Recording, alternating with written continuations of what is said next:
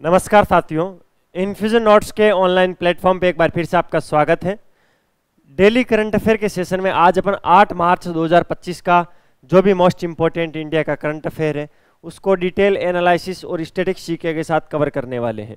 आप किसी भी गवर्नमेंट एग्जाम की तैयारी कर रहे हो, प्रत्येक एग्जाम की दृष्टि से ये क्लास बहुत इंपॉर्टेंट है, क्योंकि इस क्लास के अंदर अपन करंट अफेयर का 360 डिग्री व्यू कवर करते हैं। और सबसे इंपॉर्टेंट है कि प्रतिदिन अपनी ये क्लास होती है, तो डेली की डेली आपको इस क्लास को लेना है। क्लास की पीडीएफ आपको जरूर लेना है, क्योंकि पीडीएफ में प्रत्येक क्वेश्चन के नीचे जैसे एक क्वेश्चन लिखा आएगा, उसके नीचे जो भी मैं आपको एक्स्ट्रा फैक्ट यहाँ पर बताऊंगा वो सारे सिस्टमेटिक तरीके से नोट्स की फॉर्मेट में लिखे हुए मिल जाएंगे। तो उससे क्या होगा, एग्जाम टाइम में एक तो आपको रिविजन करने में ईजी हो जाएगा, आप आसानी से रिविजन कर पाओगे। दूसरी चीज देखो, एक बार क्लास के अंदर अपन ने चीजें देख ली और एक बार के लिए जब अपन ने इनको अच्छे से पढ़ लिया तो फिर वो लंबे टाइम तक याद भी रहती है। ठीक है, तो आपको लेनी है, फिर फ्री है, बिल्कुल भी कोई चार्ज नहीं है आपको। ऐसा नहीं है कि आपको ये पीडीएफ लेने के लिए कोई पैसे देने पड़ेंगे। कैसे मिलेगी वो क्लास के अंत में अपन उस पर भी चर्चा करेंगे। चलिए पहले आज की क्लास को शुरू कर लेते हैं। पहला क्वेश्चन क्या है, हाल ही में सिडबी ने एमएसएमई वित्त पोषण को बढ़ावा देने के लिए किस बैंक के साथ साझेदारी की है। शानदार क्वेश्चन है। आज के जितने भी करंट अफेयर की क्वेश्चन है वो सारे ही बहुत ही स्वीट क्वेश्चन है। मुझे पहली बार ऐसा लगा, इतने मेरे को 6 महीने करंट अफेयर पढ़ाते हुए हो गए, आज के जो क्वेश्चन बने ना बड़े क्लियर, क्रिस्टल क्लियर क्वेश्चन थे। ठीक है, देखो ये मैंने एक दिन आगे भी पढ़ाया था सीडबी के नाम से, भारतीय लघु उद्योग विकास बैंक जिसको बोलते हैं। क्या बोलते हैं इसको? भारतीय लघु उद्योग विकास बैंक। ये भी आपको ध्यान रखना है।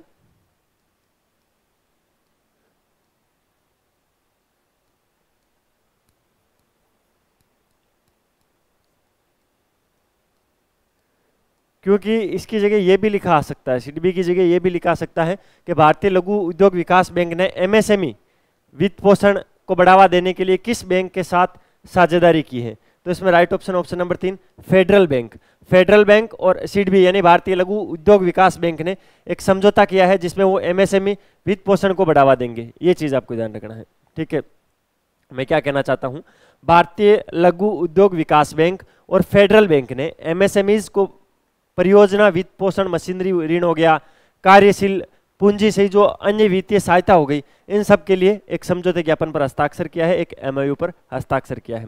इस सहयोग का उद्देश्य क्या है, तो जो एमएसएमई का पारिस्थितिकी तंत्र है उसको मजबूत करना, व्यापार में वृद्धि करना, विकास के लिए ऋण तक लोगों की पहुंच बनाना, इसका उद्देश्य रहेगा, इंपॉर्टेंट टारगेट रहेंगे। ठीक है, ये साझेदारी भारत जो लगातार एमएसएमई क्षेत्र के अंदर मजबूत करने की सरकार की जो नीतियां हैं उसको उजागर करने में भी इंपॉर्टेंट चीज़ है। यानी सरकार बार बार चाहती है कि एमएसएमई क्षेत्र मजबूत हो, एमएसएमई क्षेत्र मजबूत हो, तो उसकी ओर भी ये ध्यान आकर्षित करता है। ये सारी चीज़ें जब आप किसी स्टेट पीसीएस के मेंस का एग्जाम देते हो तो उसमें लिखनी होती है। फैक्चुअल रूप से चीज़ें क्या याद रखनी है आपको, भारतीय लघु उद्योग विकास बैंक है, एक फेडरल बैंक है, दोनों ने समझौता किया है। किसके लिए किया है? एमएसएमई वित्त पोषण को बढ़ावा देने के लिए। इस समझौते के तहत होगा क्या, ऋण आसानी से लोगों को मिल पाएगा, एमएसएमई पारिस्थितिकी तंत्र मजबूत हो जाएगा। ठीक है, कुछ एमएसएमई की जो परियोजनाएं हैं उसके अंदर ये वित्त प्रदान करेंगे, पैसे देंगे। ठीक है, ब्याज पर पैसे देंगे, लोन देंगे। ठीक है ध्यान क्या रखना है, ध्यान यही रखना है, एक तो फेडरल बैंक का नाम याद रखना है, एक भारतीय लघु उद्योग विकास बैंक का नाम याद रखना। अगले क्वेश्चन पे चलते हैं। देखो फेडरल बैंक के बारे में 2 क्वेश्चन है, कल फेडरल बैंक में 2 क्वेश्चन बने थे। ठीक है, हाल ही में किस बॉलीवुड अभिनेत्री को फेडरल बैंक की पहली ब्रांड एम्बेसडर नियुक्त किया गया। भाई फेडरल बैंक ने अपना पहला ब्रांड एम्बेसडर नियुक्त किया। ब्रांड एम्बेसडर पता है कौन होता है? जो आपने बोलो जुबा केसरी सुना है ना, विमल का एड देखा होगा आपने, दाने दाने में केसर का दम, बोलो जुबा केसरी, वो ऐसे करते हैं फिर बोलो जुबा केसरी। तो वो जो कौन कौन करते हैं, वो शाहरुख खान भी करते हैं। जो शाहरुख खान जब वो जुबा केसरी बोलते हैं ना, और एक वो अजय देवगन टाइगर श्रॉफ, जब ये जुबा केसरी बोलते हैं तो वो क्या है कि वो विमल के ब्रांड एम्बेसडर है, समझ गए? इन्हें विमल का एड बनाने वाले विमल के प्रचारक हैं वो। उसी प्रकार फेडरल बैंक का ब्रांड एम्बेसडर बनाया है एक बॉलीवुड अभिनेत्री को। उनका नाम क्या है? तो उनका नाम है विद्या बालन। विद्या बालन को बनाया, ऑप्शन नंबर 3 इसके अंदर राइट ऑप्शन है। फेडरल बैंक ने विद्या बालन को अपना पहला ब्रांड एम्बेसडर नियुक्त किया है। बैंक के ब्रांड एम्बेसडर बैंक के विकास के अंदर महत्वपूर्ण मील का पत्थर साबित होते हैं। किसी भी ब्रांड का अगर ब्रांड एम्बेसडर अच्छा है तो ब्रांड वो ज़्यादा वायरल होता है, लोग उसको ज़्यादा खरीदते हैं। ठीक है, ये चीज़ आपको ध्यान रखना है। और इस इससे बैंक एसोसिएशन का उद्देश्य क्या है? बैंक बाजार के अंदर परिवर्तन करना, रणनीति के हिस्से के रूप में इसको इम्पोर्टेंट माना है। भौगोलिक क्षेत्रों में लिंग और पीढ़ियों को आकर्षित करना, अलग अलग लिंग के लोग इनको देखते हैं विद्या बालन को, ठीक है, क्योंकि आपको पता है ज़्यादातर पुरुषों के हाथ में होता ही है सिस्टम गाँव के अंदर। तो विद्या बालन को देखकर अब क्या करेंगे, वो फेडरल बैंक में अपना अकाउंट ओपन करवाएंगे, ठीक है। फेडरल बैंक एक भारतीय निजी बैंक है और इसका मुख्यालय याद रखना केरल के अलवा के अंदर है।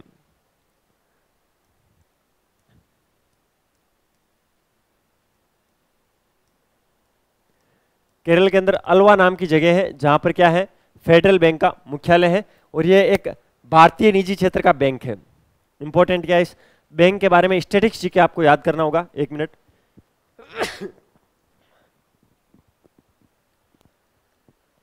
आज थोड़ा ये जाती जाती जो हल्की सी सर्दी है ना वो लग गई है, बार बार छींके वगैरह आ रही है। कोई बात नहीं, कल तो वैसे भी संडे है तो कल तैयार हो जाएंगे अपन।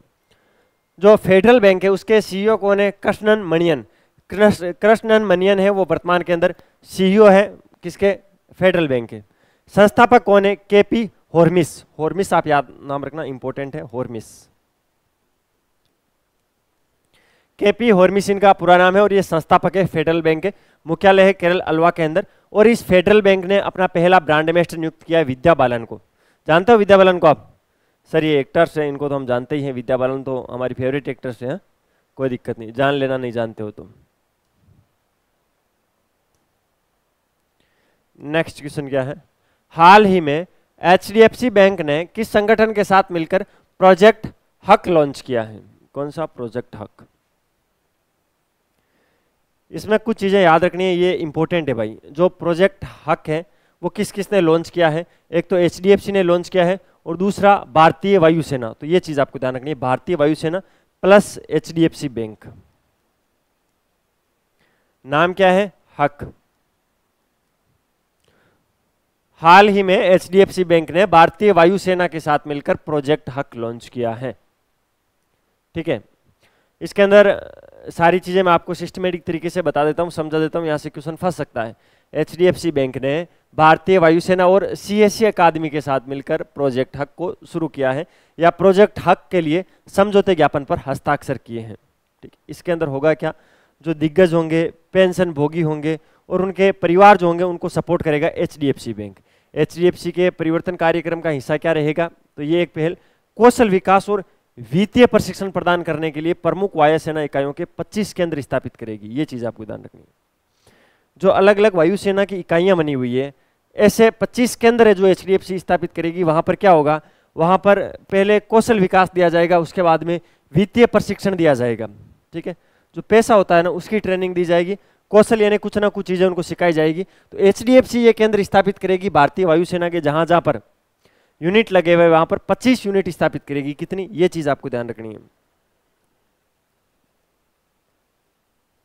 इन केंद्रों की स्थापना करेगा एचडीएफसी, लेकिन किस जगह करेगा? जहां पर भारतीय वायुसेना की कोई यूनिट लगी हुई है। इस परियोजना का उद्देश्य आर्थिक जो समावेशिता होता है उसको बढ़ाना, वित्तीय स्वतंत्रता के साथ रक्षा सेवा परिवारों को सशक्त करना। रक्षा सेवा परिवार क्या होते हैं? जिनके मतलब परिवार में से कोई व्यक्ति है जो भारत की रक्षा के अंदर भारत की सेना में काम करता है, तो उसको क्या बोलते हैं? रक्षा सेवा परिवार बोलते हैं। तो इस प्रकार के रक्षा सेवा परिवारों को सशक्त करने के लिए एचडीएफसी ने हक लॉन्च किया है। अब इसके बारे में कोई भी क्वेश्चन पूछा जा सकता है आपसे एग्जाम में, ये इंपॉर्टेंट है। सारी चीजें एकदम शॉर्ट में समराइज करवा देता हूँ। एक एचडीएफसी बैंक है, एक भारतीय वायुसेना और सीएससी अकादमी है, इन दोनों ने मिलकर हक प्रोजेक्ट को शुरू किया है। इसके अंदर होगा क्या? तो जहां जहां पर भारतीय वायुसेना की यूनिट लगी हुई है, ऐसी 25 यूनिट पर जो एचडीएफसी है एक कौशल विकास सेंटर या जिसको अपन बोलते हैं वित्तीय प्रशिक्षण सेंटर है, वो ओपन करेगा और वहां पर लोगों को ट्रेनिंग देगा। इसका उद्देश्य क्या है? आर्थिक समावेशिता और वित्तीय स्वतंत्रता के साथ सेवा परिवारों को सशक्त बनाना। ये सारी चीजें आपको ध्यान रखनी है इस क्वेश्चन के परिप्रेक्ष्य में, इस हक के रूप में, ठीक है। तो ये हक है, आप याद कर लेना, आपका भी हक बनता है इसको याद करने का। 25 केंद्र इंपॉर्टेंट है, भारतीय वायुसेना इंपॉर्टेंट है, एचडीएफसी बैंक इंपॉर्टेंट है। तो अगर आप अपने हक का प्रयोग नहीं करोगे तो लोग आपका हक छीन लेंगे। एग्जाम के अंदर आप क्वेश्चन गलत करके आओगे, लोग सही करके आ जाएंगे, फिर बोलोगे कि सर सिलेक्शन नहीं हुआ। तो सिलेक्शन होगा कैसे? ऐसे थोड़ी होता है सिलेक्शन। सिलेक्शन के लिए डेली करंट अफेयर की क्लास लेनी पड़ती है, डेली की डेली पढ़ना पड़ता है, ठीक है। एक चीज बताओ, पिछले 6 महीने से मैं आपको करंट अफेयर पढ़ा रहा हूँ, किसी स्टूडेंट को कोई दिक्कत, भाई किसी को कोई चीज़ समझ में नहीं आ रही है, मेरी कोई भी चीज़ अगर आपको क्लास में समझ में नहीं आती है तो मैं आपको ये पावर देता हूँ कि आप कमेंट बॉक्स में आके उस चीज़ को लिख सकते हो कि सर हमें ये चीज़ समझ में नहीं आई, अगले दिन समझाने का काम मेरा है, ठीक है। बाकी मैं मेरी और एंड से कोशिश करता हूँ चीज़ों को 2-3 बार बोल के बताऊँ, चीज़ों को जितना इजी गोइंग हो सकता है उतना इजी गोइंग पढ़ाने की कोशिश करूँ। फिर भी हो सकता है यार, होने को कुछ भी हो सकता है। बाय द वे अगर आपको चीज़ याद ना हो या मेरी चीज़ आपको समझ में नहीं आई, मैं ये नहीं बोलता कभी भी कि मैंने जो पढ़ा दिया वो 100% अगले को समझ में आएगा ही, कभी ऐसा नहीं हो सकता। 100% कभी ज़िंदगी में कुछ चीज़ नहीं होती। हाँ, कुछ लोग हैं जिनको समझ में नहीं आएगा, और अगर 100% है तो वैसा लिख दो कमेंट बॉक्स में कि सर 100% लोग हमें और हमें समझ में आ रही है, कोई दिक्कत नहीं। अगर किसी को समझ में नहीं आ रही है तो आपका हक है, आपका अधिकार है। क्या हक है आपका? कि आप कमेंट बॉक्स के अंदर लिख दें कि सर हमें ये चीज़ समझ में नहीं, अगले दिन समझाने का हक हमें है, अगले दिन हम समझाएंगे आपको, ठीक है। बाकी इस क्लास की पीडीएफ है वो ये जो नंबर दिख रहे हैं 9887809083, ये मेरी टीम के नंबर है। आपको इस पर कॉल या मैसेज करना है, सर आपकी जो डेली करंट अफेयर की क्लास होती है उसके हमें पीडीएफ चाहिए। पीडीएफ फ्री ऑफ कॉस्ट है, पीडीएफ का आपको कोई पैसा नहीं देना है, कोई चार्ज नहीं लगेगा। एक बार मैसेज कर देना, फिर डेली की डेली पीडीएफ भेजना मेरी टीम का काम रहेगा, ठीक है। आपको डेली क्लास के बाद में पीडीएफ मिल जाएगी, केवल संडे को छोड़कर। संडे को अपना ऑफ रहता है। यार जब एक बात बताओ, क्या महीने में 3-4 संडे भी नहीं मिलते क्या? इतने दिन तो फ्री ले लेते हैं यार, बाकी तो काम ही काम है, इसीलिए संडे को अपना ऑफ रहता है। इसका मतलब ये नहीं है कि संडे की करंट अफेयर पढ़ाते नहीं है, मंडे को सबसे पहले संडे की पढ़ाएंगे, उसके बाद मंडे की पढ़ाएंगे, ठीक है। तो डेली की डेली 365 दिन आपको क्लास मिल रही है, इससे अच्छा आपको क्या चाहिए? अगर आपको लग रहा है वीडियो की क्वालिटी भी बढ़िया है, सर कंटेंट भी बढ़िया पढ़ा रहे हैं, सर का नेचर भी हमें ठीक लगता है, तो वीडियो को लाइक कर दिया करो, चैनल को सब्सक्राइब कर दो, अपने दोस्तों के साथ शेयर कर दो, एक अच्छा सा कमेंट कर दो। एक कमेंट आपके मैं सारे पढ़ता हूँ, एकदम कमेंट बस पढ़ के मैं खुश होता हूँ। कमेंट जब आपके आते हैं तो एकदम ऐसे दिल ताज़ा तरीन हो जाता है, एकदम है, तबीयत तर हो जाती है। तो कर दिया करो एक आधा कमेंट, अच्छा लगता है, बाकी कुछ नहीं, ठीक है। और अगर समझ में नहीं आता है तो आपको ये पूरा अधिकार मैंने दे ही दिया है कि आप कमेंट में बोलो, बोलना पूरा सभ्य होके, ऐसे नहीं कि समझ में नहीं आ रहा तो सर को लंबी लंबी गालियाँ शुरू कर दो, सभ्य तरीके से बोलना है ना। चलिए अगले क्वेश्चन पे चलते हैं।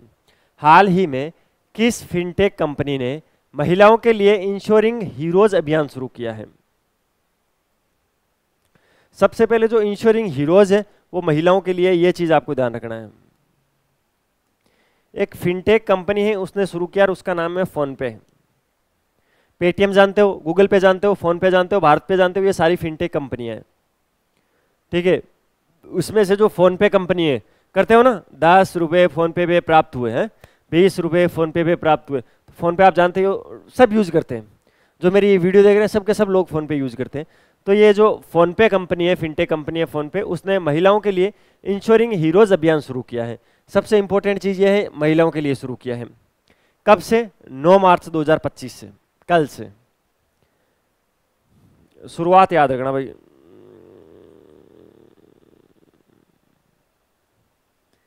तो कल से ये अभियान शुरू हो जाएगा, ठीक है। फोन पे के इंश्योरिंग हीरोज अभियान में महिलाओं के लिए चुनिंदा जीवन और स्वास्थ्य बीमा योजनाओं पर 30% की छूट दी जाएगी। कितनी? 30% की छूट। यानी फोन पे से कोई अगर महिला हेल्थ इंश्योरेंस करवाती है अपना, तो पुरुष के जितने रुपए लगते हैं ना उससे 30% कम लगेंगे, 30% महिलाओं की छूट दी जाएगी। उसका नाम रखा गया इंश्योरिंग हीरोज अभियान, ठीक है। इस पहल का उद्देश्य क्या है? महिलाओं को बेहतर वित्तीय सुरक्षा प्रदान करना, उनके लिए अनुकूलित बीमा संसाधनों तक पहुंच प्रदान करना। छूट में स्वास्थ्य बीमा पर 15% रहेगा, टर्म लाइफ इंश्योरेंस पर 30% रहेगा। ये चीज आपको ध्यान रखना है। 15 और 30 दो अलग अलग है। मैंने अधिकतम वाला आपको पढ़ाया, महिलाओं के लिए 30% की छूट, लेकिन इसमें ये चीजें भी आपको ध्यान रखनी है। कभी कभार एग्जाम में डिटेल में चीजें पूछ ली जाती है तो आप गलत करके आ जाते हो, फिर हमें बाहर आके गालियां देते हो कि सर ने गलत पढ़ाया था। हम गलत नहीं पढ़ा रहे हैं, हम आपको ये बता रहे हैं कि फोन पे इंश्योरेंस हीरोज अभियान में महिलाओं के लिए चुनिंदा जीवन और स्वास्थ्य बीमा योजनाओं पर 30% की छूट दी जा रही है, जो कि 9 मार्च 2025 यानी कल से शुरू होगी। इस पहल का उद्देश्य क्या है? महिलाओं के बेहतर वित्तीय सुरक्षा और उनके लिए अनुकूलित बीमा समाधानों तक पहुंच प्रदान करना इंपॉर्टेंट इसका उद्देश्य है। इसके अलावा स्वास्थ्य बीमा पर तो 15% की छूट है, ये चीज ध्यान रखना। अगर आप हेल्थ इंश्योरेंस करवाते हो तो 15% की छूट मिलेगी, और अगर आप टर्म लाइफ इंश्योरेंस करवाते हो तो उसमें 30% की छूट मिलेगी। ये दोनों आपको अलग अलग याद रखना है। स्वास्थ्य बीमा पर 15% की छूट, लाइफ इंश्योरेंस जो टर्म लाइफ इंश्योरेंस है उस पर 30% की छूट। स्वास्थ्य बीमा क्या होता है, अगर आप बीमार पड़ जाते हो तो हॉस्पिटल के अंदर आप जाओगे, वहां पर जितने भी खर्चे होंगे तो वो बीमा वाली कंपनी उठाएगी, उसको तो बोलते हैं स्वास्थ्य बीमा। ट्रम्प लाइफ इंश्योरेंस क्या होता है, ट्रम्प लाइफ इंश्योरेंस के अंदर जीते जी तो है ही ये सारी चीजें, जब आप मर भी जाते हो ना तो आपके बच्चों को कुछ पैसे मिल जाते हैं, उसको बोलते हैं ट्रम्प लाइफ इंश्योरेंस। ठीक है, ट्रम्प डोनाल्ड ट्रम्प वाला नहीं है, ये ट्रम्प लाइफ इंश्योरेंस होता है। ठीक है, ट्रम्प यानी शर्तें, लाइफ की शर्तें क्या है इंश्योर की, वो सारी इसके अंदर बताई जाती है। तो आप ये जानते हो, करवा लेना एक बीमा जब पैसे कमाओ तो है। वो पॉलिसी बाजार का एड आता है ना, वो कपिल शर्मा का, उसके अंदर वो फोटो फ्रेम में आता है, फिर वो बोलते हैं बच्चों के लिए कुछ करके जाते हैं, ऐसे ही मर गए, वो बाकी रह गया, फिर वो आके बोलते बाहर आ जाता है, रे तस्वीर होती है, बोल रहे ट्रम्प लाइफ इंश्योरेंस का एड है वो है। अगला क्वेश्चन, हाल ही में भारत सरकार ने इंडिया एआई मिशन के लिए कितनी राशि आवंटित की है। जो भारत सरकार है वो इंडिया एआई जो मिशन चल रहा है उसके लिए कल राशि की घोषणा कर दी कि हम इंडिया एआई के अंदर कितने रुपए हम देने वाले हैं। तो उन्होंने बताया 10,300 करोड़ रुपए हम आवंटित करते हैं। कितने, 10,300। ऑप्शन नंबर 2 इस क्वेश्चन के परिप्रेक्ष्य में राइट ऑप्शन है। सरकार ने अत्याधुनिक एआई अवसंरचना यानी आर्टिफिशियल अवसंरचना बनाने और नवाचार का समर्थन करने के लिए इंडिया एआई मिशन के लिए 10,300 करोड़ रुपए आवंटित किए हैं। इस मिशन के अंदर स्वास्थ्य सेवा, कृषि और स्थायी शहरों में 18,693 जीपीयूज और एआई उत्कृष्टता केंद्र विकास किए जाएंगे या स्थापित किए जाएंगे, ये चीज आपको ध्यान रखनी है। भारत सार्वजनिक सेवा वितरण के लिए भारत जेन एलएलएम पहल सहित अपने स्वयं के एआई मॉडल और डेटाबेस पर भी अभी भारत काम कर रहा है और इस मिशन के तहत और ज्यादा काम करेगा। इंडिया एआई मिशन के लिए भारत सरकार ने 10,300 करोड़ रुपए का आवंटन कर दिया है। ये चीज आपको ध्यान रखनी है, क्योंकि इस प्रकार के क्वेश्चन जो फैक्चुअल क्वेश्चन होते हैं वो एग्जाम के अंदर कई बार सीधे सीधे भी छप जाते हैं। तो अपन को बिल्कुल भी इस मामले में लापरवाही तो करनी नहीं है, क्योंकि डेली के डेली जब अपन करंट अफेयर पढ़ेंगे फिर भी अगर अपन एग्जाम के अंदर गलत करके आ जाएंगे तो फिर मतलब क्या पढ़ने का है। मैं रोजाना आपको करंट अफेयर पढ़ाऊंगा और जब आप एग्जाम में जाओगे तो वहाँ गलत करके आ जाओगे तो फिर तो मेरी मेहनत का भी कोई मतलब नहीं है, आपकी का भी। मुझे बहुत मेहनत करनी पड़ती है इसके पीछे भाई, पूरे दिन करंट अफेयर ढूंढने में लगता है, फिर आसपास के फैक्ट मुझे तैयार करने पड़ते हैं। तो आप ऐसा मत सोचना कि क्या है कि सर आधे घंटे की क्लास ही तो लेते हैं, ये आधे घंटे की क्लास नहीं है, ये मेरी पूरे दिन की मेहनत है। हाल ही में पंजाब सरकार ने महिलाओं की सुरक्षा के लिए कौन सा नया प्रोजेक्ट शुरू किया है। पंजाब सरकार ने एक नया प्रोजेक्ट शुरू किया है। वो प्रोजेक्ट क्यों शुरू किया है वो मैंने साफ क्वेश्चन में ही लिख दिया है, महिलाओं की सुरक्षा के लिए प्रोजेक्ट शुरू किया है। आपसे उसका नाम पूछा है और उस प्रोजेक्ट का नाम है प्रोजेक्ट हिफाजत। क्या है, प्रोजेक्ट हिफाजत। हिफाजत का मतलब तो आप समझते हो, किसी की सुरक्षा करना, किसी की हिफाजत करना, आप जानते ही हो। तो पंजाब सरकार ने शुरू किया। आपसे इस क्वेश्चन को रिवर्स भी पूछा जा सकता है, प्रोजेक्ट हिफाजत है वो किस राज्य सरकार ने शुरू किया है, तो पंजाब सरकार ने शुरू किया है प्रोजेक्ट हिफाजत। अब इसके बारे में मैं सारी चीजें आपको बता देता हूं वन बाय वन। पंजाब सरकार ने महिलाओं की सुरक्षा और सम्मान सुनिश्चित करने तथा हिंसा पीड़ितों के लिए प्रतिक्रिया तंत्र को मजबूत करने के लिए प्रोजेक्ट हिफाजत शुरू किया है। मिशन शक्ति और मिशन वात्सल्य के तहत 24x7 यानी 24 घंटे 7 दिन महिला और बाल हेल्पलाइन आपातकालीन और गैर आपातकालीन सहायता प्रदान करेगी। इस परियोजना का उद्देश्य महिलाओं को दुर्व्यवहार की रिपोर्ट करने से जो रोकने वाले लोग हैं, और या जो महिलाओं को ऐसा लगता है कि मेरे साथ दुर्व्यवहार हुआ है, मैं अगर उसकी रिपोर्ट करूंगी तो मेरी बेइज्जती हो जाएगी या मुझे कोई मार देगा, तो इस प्रकार के डर को खत्म करने के लिए पुलिस और एजेंसियों के बीच समन्वय सुनिश्चित करने के लिए ये सब किया गया है। ये चीज़ आपको विशेष ध्यान रखनी है, ठीक है। तो पंजाब सरकार ने महिलाओं की सुरक्षा के लिए नया प्रोजेक्ट शुरू किया है, प्रोजेक्ट हिफाजत इसका नाम है। और 24x7 जो मिशन शक्ति और मिशन वात्सल्य के तहत महिला एवं बाल हेल्पलाइन आपातकालीन और गैर आपातकालीन जो नंबर है उनसे सहायता प्रदान की जाएगी। इस मिशन के तहत प्रोजेक्ट हिफाजत इसका नाम है, पंजाब सरकार ने इसको शुरू किया है। ये चीज़ें आपको ध्यान रखनी है। अगले क्वेश्चन पे चलते हैं। ये कल भाई एक रिपोर्ट आई थी, अच्छी खासी रिपोर्ट आई थी, और इस रिपोर्ट के अंदर जैसा मैंने क्वेश्चन दिया है कुछ इसी प्रकार के डाटा आए थे। ग्लोबल टेररिज्म इंडेक्स 2024, वैश्विक आतंकवाद सूचकांक 2024 के अनुसार दुनिया में दूसरा सबसे अधिक आतंकवाद प्रभावित देश कौन सा है। दुनिया का दूसरा ऐसा कौन सा देश है जहां पर सबसे ज्यादा आतंकवाद है। आप ऑप्शन दे के बता दोगे कि पाकिस्तान ही है। ऑप्शन नंबर 3 इस क्वेश्चन के परिप्रेक्ष्य में राइट ऑप्शन है। एक रिपोर्ट आई थी, ये रिपोर्ट जारी कौन करता है, सबसे पहले चीज तो ये पता होना चाहिए आपको, institute for economics and peace, institute of economics and peace के द्वारा इस रिपोर्ट का प्रकाशन किया जाता है। इस रिपोर्ट का नाम क्या है, वैश्विक आतंकवाद सूचकांक 2025, या ग्लोबल टेररिज्म इंडेक्स 2025, इसमें पाकिस्तान दूसरे स्थान पर रहा है। आतंकवाद से संबंधित मौतों में 45% की वृद्धि देखी गई है पाकिस्तान में। कितनी? 2023 की बजाय 2024 के अंदर 45% मौतें बढ़ गई है आतंकवाद के चलते। 2023 के अंदर 748 मौतें हुई थी, 2024 के अंदर 1081 पर पहुंच गया, तो 45% की वृद्धि हो गई है। ठीक है, इसके अलावा देश में आतंकवादी जो हमले होते हैं उनमें भी बहुत ज्यादा वृद्धि हुई है। 2023 के अंदर 517 थे। कितने? 517। 2023 के अंदर 517 थे, जो कि 2024 के अंदर बढ़कर दुगुने हो गए, 1099 हो गए। कितने हो गए? 1099 हो गए 2024 के अंदर, यानी दो गुने हो गए। ठीक है, पहली बार हुआ है किसी देश में हमलों की संख्या 1000 से ज्यादा हो गई एक साल में। तो ये इंपॉर्टेंट आंकड़े हैं। ग्लोबल टेररिज्म इंडेक्स पाकिस्तान दूसरे नंबर पर आया भाई। ठीक है, अगला क्वेश्चन क्या है? अगले क्वेश्चन पे चलते हैं। जन औषधि दिवस कब मनाया जाता है? भाई एक दिवस है जन औषधि दिवस। क्या? जन औषधि दिवस, ये चीज आपको ध्यान रखना है। जन औषधि दिवस। यार ये एक तो फोन को साइलेंट करने के बाद भी क्या है,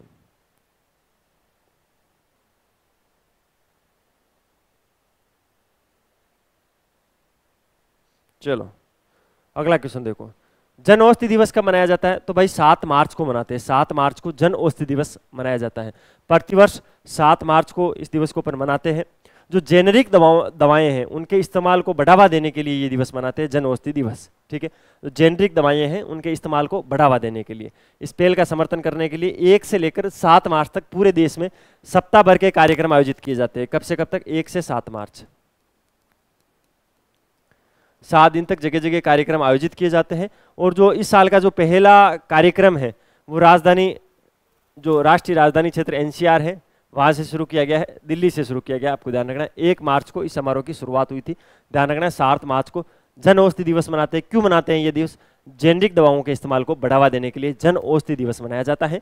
1 से लेकर 7 मार्च तक पूरे देश में सप्ताह भर के कार्यक्रम आयोजित किए जाते हैं। 2025 का जो पहला कार्यक्रम है वो दिल्ली से शुरू हुआ है। ठीक है, तो 1 से 7 मार्च तक ये सप्ताह चलने वाला है। अगला क्वेश्चन है भाई अपॉइंटमेंट में से क्वेश्चन है, और ये क्वेश्चन आपको याद करवाता हूं मैं। देखो डॉक्टर, ये जो अंजू राठी राणा है इसके बारे में मैंने आपको 2 दिन पहले पढ़ाया था। इनकी नियुक्ति किस पद पर हुई है मुझे एक बार कमेंट बॉक्स में आप बताना। ठीक है, बता दोगे, मुझे आप पर पूरा विश्वास है, आप बता ही दोगे। ठीक है, हाल ही में राष्ट्रीय खनिज विकास निगम के नए अध्यक्ष और प्रबंधक निर्देशक के रूप में किसे नियुक्त किया गया है? आपसे क्वेश्चन सीधा सीधा ये पूछा है। राइट ऑप्शन है ऑप्शन नंबर 1 अमिताभ मुखर्जी। ठीक है, अमिताभ मुखर्जी को 6 मार्च 2025 को, कब? 6 मार्च, 2 दिन पहले भी, 6 मार्च 2025 से राष्ट्रीय खनिज विकास निगम का नया अध्यक्ष और प्रबंधक निर्देशक नियुक्त किया है। इससे पहले ये जो सीएमडी के अतिरिक्त प्रभार संभाल रहे थे, ये जो सीएमडी है उसके अतिरिक्त प्रभार के रूप में काम कर रहे थे। मुखर्जी का कार्यकाल कब तक चलेगा इस पद पर? 2028। लंबा कार्यक्रम है। एनएमडीसी एक भारतीय सार्वजनिक क्षेत्र का उपक्रम है जो खनिज अन्वेषण का काम करती है, और इसका मुख्यालय कहां पर है? इसका मुख्यालय इंपॉर्टेंट है, एग्जाम में पूछा जा सकता है आपसे, हैदराबाद में। ये जो संस्था है वो काम क्या करती है? तो मैंने बता दिया है, सार्वजनिक क्षेत्र का उपक्रम है जो कि खनिज अन्वेषण का काम करती है, खनिज ढूंढने का काम करती है। उसके नए सीएमडी के रूप में प्रबंधक निर्देशक, अध्यक्ष और प्रबंधक निर्देशक के रूप में अमिताभ मुखर्जी को 2028 तक के लिए चुना गया है। ये चीज आपको ध्यान रखनी है क्योंकि ये अपॉइंटमेंट के सेक्शन में इंपॉर्टेंट है। अच्छा,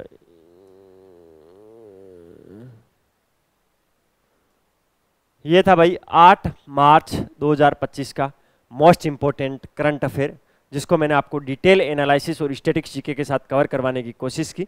अगर आपको वीडियो की क्वालिटी, कंटेंट की क्वालिटी और हमारी मेहनत अच्छी लग रही है तो मैं आपसे फिर यही चीज़ बोलूँगा, लाल वाला बटन दबाकर चैनल को सब्सक्राइब जरूर करना, बेल वाला आइकन प्रेस करना, उससे नए वीडियो की नोटिफिकेशन आपको सबसे पहले मिलेगी और हमें मिलेगा मोटिवेशन। अच्छे अच्छे कमेंट करोगे तो दिल एकदम खुश हो जाएगा।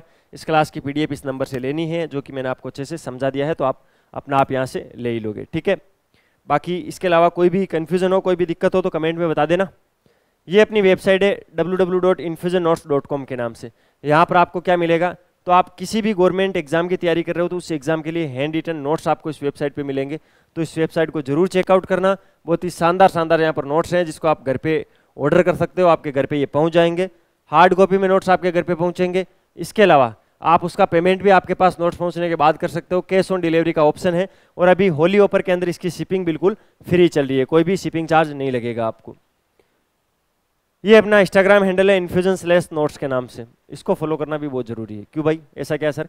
अगर बाय द वे किसी दिन आप क्लास नहीं ले पाते हो तो उस क्लास की जो शॉर्ट समरी है, जो क्वेश्चन है, वो केवल क्वेश्चन आपको अपने इस इंस्टाग्राम हैंडल पे मिल जाएंगे, तो आप यहाँ से सीधे क्वेश्चन भी ले सकते हो। ठीक है, तो आप इंस्टाग्राम को भी जरूर आपको फॉलो करना है और बाकी सारी चीज़ें आप वेबसाइट वगैरह देख लेना। मिलते हैं कल फिर नए सेशन के साथ, तब तक अपनी तैयारी जारी रखो, अपने स्वास्थ्य का ध्यान रखो। टेक केयर, जय हिंद।